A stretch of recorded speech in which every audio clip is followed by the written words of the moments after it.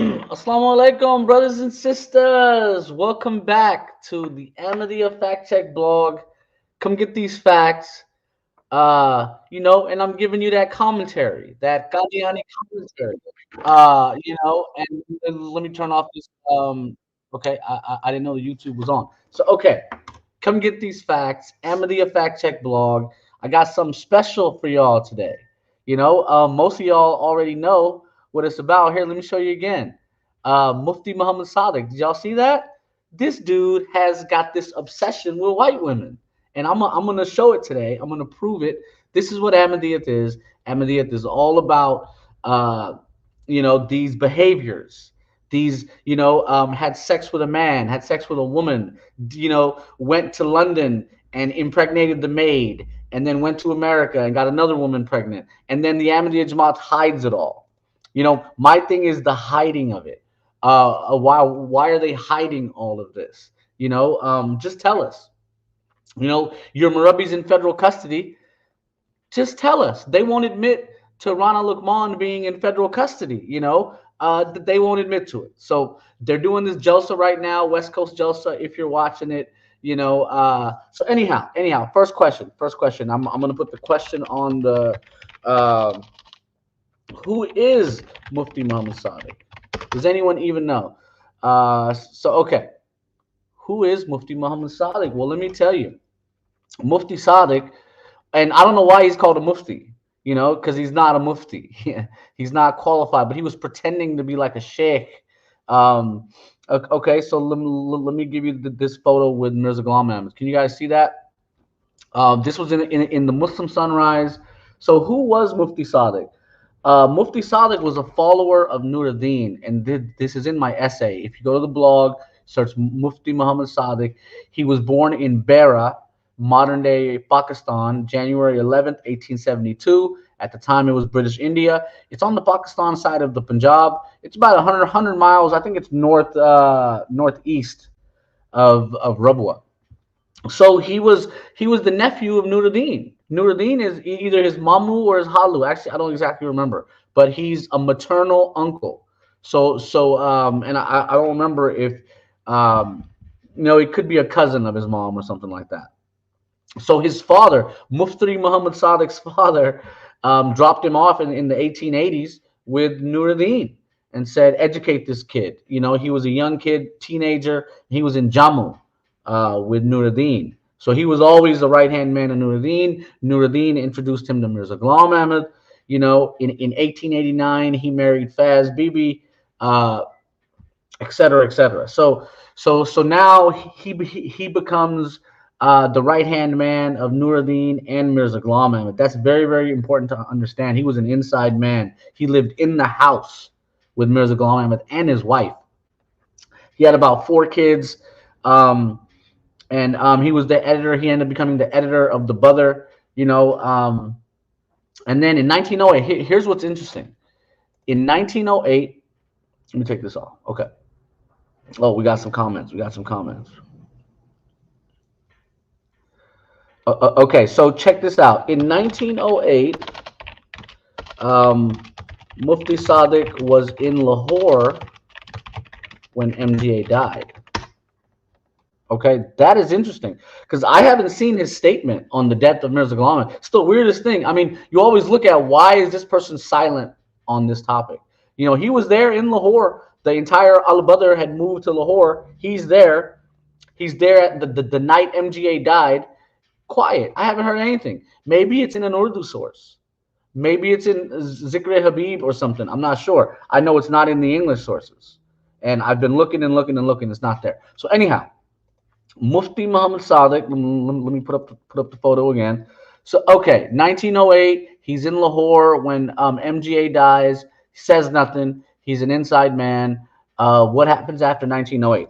After 1908, he starts touring in India. There's some controversial things he said about prophethood. He even said Mirza Ghulam Ahmad's job was prophethood. He was involved in the Dawi situation. He would write the letters when Mirza Ghulam Ahmad was, he was always unavailable. But he wrote a lot of the letters to Pigott, to Dawi, et cetera, et cetera. So Nuruddin becomes the Khalifa. They're all living together. Nuruddin dies. The second Khalifa is elected. He decides to stay with the second Khalifa. At which point they decide to send him to England.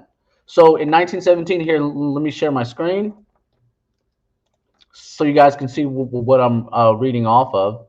Uh, this Mufti Muhammad Sadiq, I think so. Yeah. So, follow the timeline here. And I brought you guys up to 1917. So in 1917, he gets sent to the UK. He goes to the UK and he starts lying about converts. He starts pretending that he's converting white people to Ahmadiyya. Now, this is going to be a big theme. They are huge on white people converting to Ahmadiyya. They were trying their best. Was their goal, to get white people to convert. And anyone that converted, they put their photo up to show the world, look, some white people converted. It's like this huge thing. Look, and I'll show you one that's of Ella Mae Garber. There are others too, but what happened was, it was all a lie. The white people that converted, we don't know why they converted. Maybe it was to get a wife, maybe it was to get a husband. Maybe they were infatuated with brown men. I think one of the queens had some guy named Abdul living with her. So these little fetishes, little weird fetishes, come into play also. So anyhow, Mufti Muhammad Sadiq goes to the UK. He's in the UK, as you guys can see on my screen. He's working there. He's pretending people are converting. He even says some guy named Mr. Bird converted, which is like a total lie. Okay, so he's running around. 1919. Then he gets something called granular eyelids. It's a condition here. Let me show you guys. See that? This is granular eyelids. You're basically, you're not going to be able to see. So how can he read? So the guy can't read. So he needs help. So who does he get help from? Ethel Basset. And let me show that. And it's weird because I still got to verify all this. The Ahmadiyya movement lies about everything it does. But so in the Al-Fazl, they claim that she can, or someone with a similar name as her, converted to Ahmadiyya. It's like, what? And this is the summer of 1919. Okay, so and that's the same time she ends up pregnant. And check out the address. They weren't at Melrose yet. They were at Star Street on the corner of Edgware and Star. I've looked it up, and this is in the middle of London.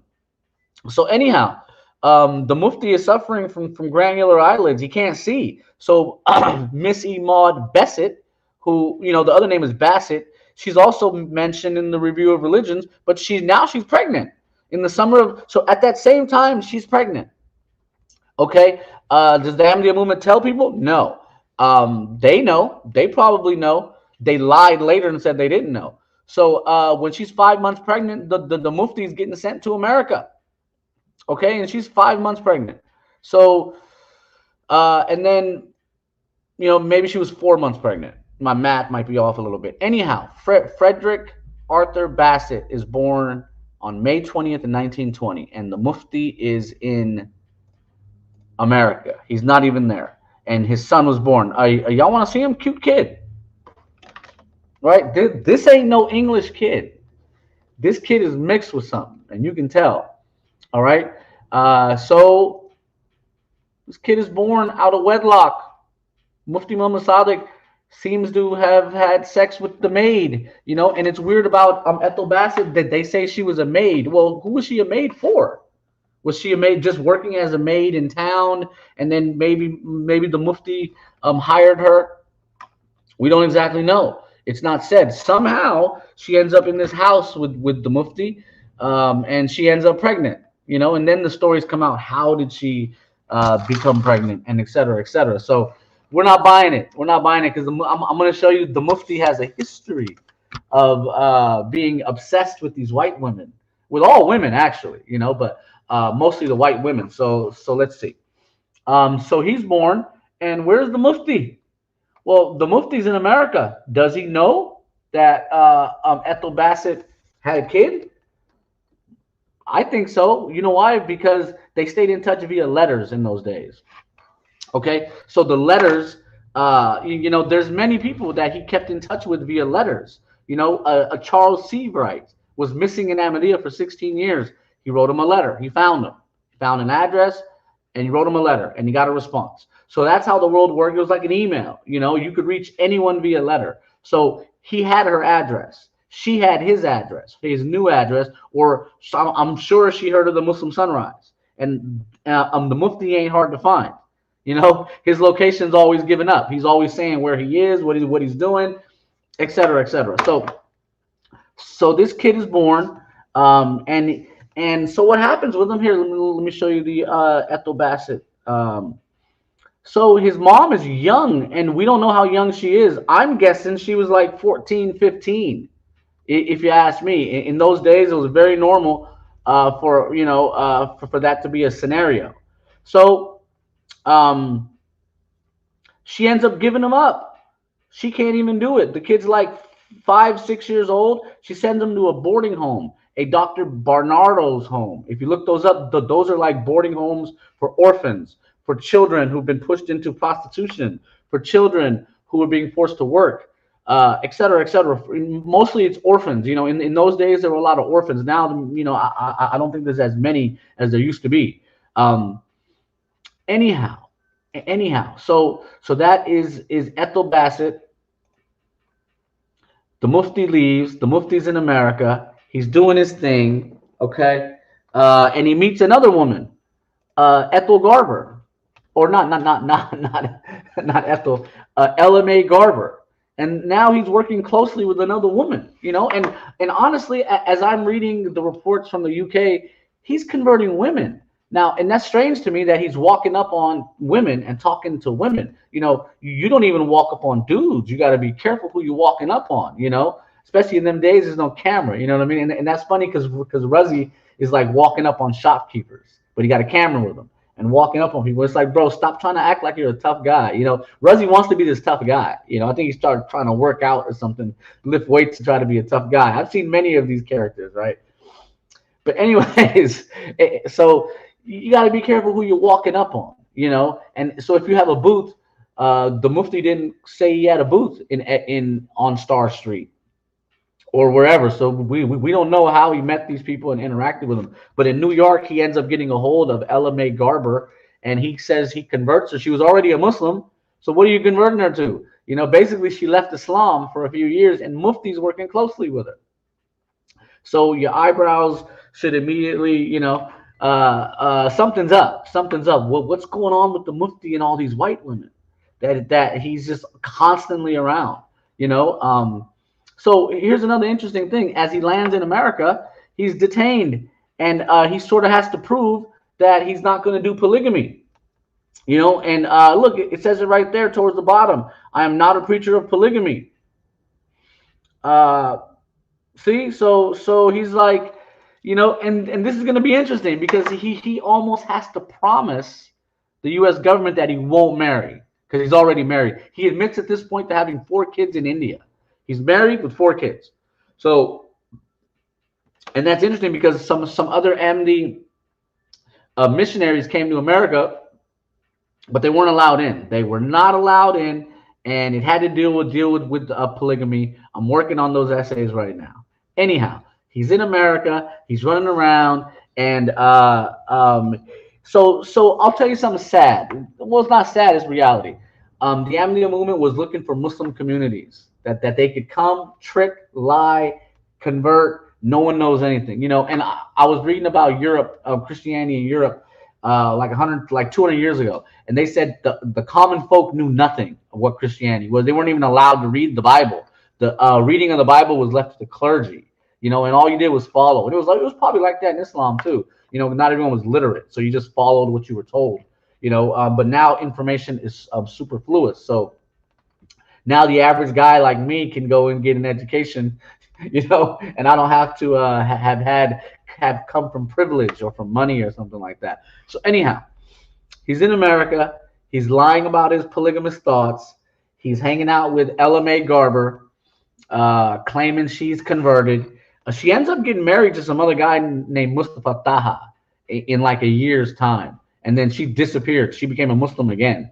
Astaghfirullah. Um, but they showed her photo. Back then they didn't really care about parda. If now they're like really strict about their women and etc. But back then, if it was a white lady, oh, they're showing everything, bro. And there's other photos here. I showed you guys this one from the 1930s of another fake pseudo convert, or maybe some of the Murabbis were trying to get her to India. So so I'm gonna get to that. So okay, so the Mufti is running around with Garber. And he goes to Detroit, to Highland Park. He hears this guy named Muhammad Karub and his two brothers are opening a mosque, paying for it themselves. It's the first mosque ever built in America, Highland Park Mosque. I think it was just I can't remember what it was called, the Muslim mosque. But you know they're racist. Come on, that's like the human rights thing. I've been telling all these guys, human rights is fake, persecution is fake. These are all political ideologies that people are using to get to the West. So uh, the Ford company, instead of hiring African Americans to work, which there's so many, in Detroit, they said, nope, we're going to go overseas and get these Arab Muslims to come work. And he was paying good money, probably more than what you'd make on a farm. And as we know, the farms in Detroit are pretty much shut down in the winter. So in the winter, you can make a lot of money in these factories making cars. So this guy gets rich. He came in like 1916 during World War II, actually. So that's a bit strange. Maybe he came before the war started. I know the Ford company made like 1 million Model Ts, and the mass manufacturing was invented, and the assembly line was invented, and all that. So he made money off that. The Mufti comes, and the Mufti hears about it, Mufti Sadiq, and he says, hey, let me come lead the Eid prayer. So remember, he didn't read prayers behind Muslims. So he goes there and he volunteers himself to lead the prayer. You see, the Qadianis will do that all the time. And he ruins it. The Muslim Sunrise was there too. Here, let me see if I got another photo. And let me tell you guys how he ruined everything. Is like the famous thing to say here, right? No, that's not it. Oh, no, it's not it either. Dang, maybe I didn't upload it. Anyhow, it's on the blog. There's many photos of this mosque that was shut down. The Karub brothers, the first mosque ever in America, was shut down in a year. And the reason was Mufti Muhammad Sadiq. He's to blame, because the Muslims were like, this guy is saying there was no virgin birth. It's a myth. It's a rare natural phenomenon. Still calls it a miracle. He's saying Jesus, alayhi salam, died in India. He's saying Mirza is a prophet and a Messiah. So he ruined it. He ruined everything. A city of Highland Park shuts the mosque down forcibly. They start asking them for tax money, for property tax. They're not giving them nonprofit status. Anyhow, so now the Mufti is running around.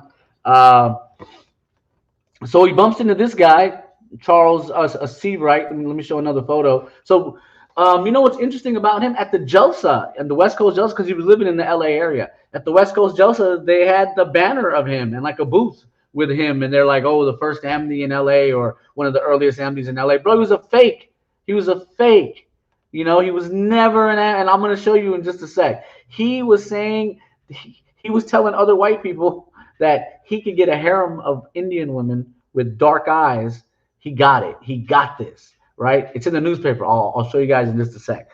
So anyhow, now the Mufti is running around. He's comfortable. Okay. We don't know about what's going on in London. It's 1922. He moves to Chicago. He buys a house. All of a sudden, he gets a bunch of money. Where did all this money come from?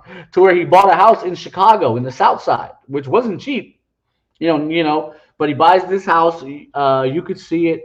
It's written Al Masjid in Arabic. Y'all see the little ball dome he put up. This is not a mosque. This was a house that he was using as his headquarters. So this is not the first mosque built in America. Sorry. This is Mufti Sadiq, and they ended up keeping this place for like 8 years, and then they sold it and moved to State Street, I think. Anyhow, so now the Mufti's in Chicago, 1922, late 1922 comes around, um, and now it's 1923, and all of a sudden, the Mufti is in Philadelphia, and this happens.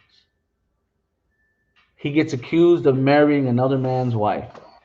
Apparently, he married this woman, Edith Hoffman, who was using her maiden name in the Muslim Sunrise. I saw her maiden name, Mrs. Hoffman.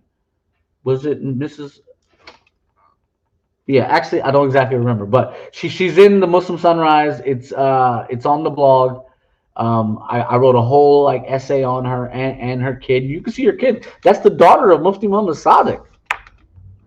So all of a sudden, the Mufti has a kid with this other woman, and she's married, and her old husband finds her. Like I said, Mufti Sadiq isn't hard to find. He's reading the newspaper, and he sees the name Hoffman. He says Mufti Muhammad Sadiq is at this specific address with a woman named Hoffman. So he's like, oh, that's my wife. So he goes over there and he finds him and he confronts him. He says, bro, you married my wife. That's my wife. This is polygamy. You're already married, aren't you? And now you married a second wife? He's like, I'm not letting this guy get away with it. So he's like, I'm taking him to court. So he files a case. The next day, Mufti Sadiq is missing, gone. Can't find him. He ends up finding the woman. He finds her. And by the way, the other kid was baptized. He was not an Ahmadi at all. This kid was also same thing. Didn't even keep the Mufti's name, etc., etc. So now he's a wanted man. Mufti Sadiq is wanted for marrying another man's wife. Now, we don't know if she was divorced him or not. You can divorce someone in America, but Christians didn't do divorce very well. I think in Ireland it was banned to like 100 years ago. So you can be Christian, divorce is not allowed. How funny is that? But in Islam it is. It's always been allowed. And in America it was allowed. So she claims to have gotten a divorce in a different state. Well, I know in 2023 you can't do that. If you're married in one state, you got to get divorced in that state. Or if you moved and now you're in a different state, the laws could be different. But they would send, or at least they talk to each other. So back then, there's no email, there's none of that. She says she was divorced, and some lawyer told her, none of that info came out. The Mufti's gone. He fled the country immediately. He's out of there. You're not going to find him. So that's the end of the Mufti in America.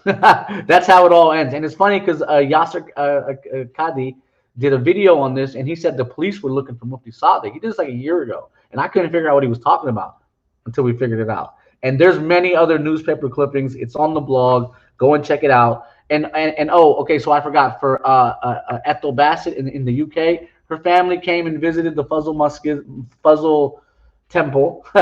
You'll see the Jal Raheel Ahmed there. And sorry I had to say that, brother, but you met these people and didn't say nothing. Look, they were inside the mosque taking selfies. Oh, I'm sorry, did I say mosque? I'm at the temple. Look, they're outside the temple taking selfies, bro. Come on, bro. Okay, and here's the Barnado home. Here's the cute kid again. All right. And then he grew up, and then look, he got married. Okay, so now the Mufti's in America. Okay, so now look, see this here, 1924. See it in the right corner, fake marriages by author. There was some scandal going around L.A. in the L.A. area. A year later, the Mufti's gone at this point. He's out of there. There's some scandals about religious preachers taking advantage of women, which is a common theme. Unfortunately, even the Nation of Islam, Elijah Muhammad, all these guys were into this stuff. So anyways, this guy, and I forget his name, but it's on the blog, he's being accused. So he says, what was I to do? I've had offers from Mr. Seabright, who's a Mohammedan in secret, but works for a creamery company here in the LA area and represents the Muslim Sunrise, published in Chicago. So remember, he said he's had offers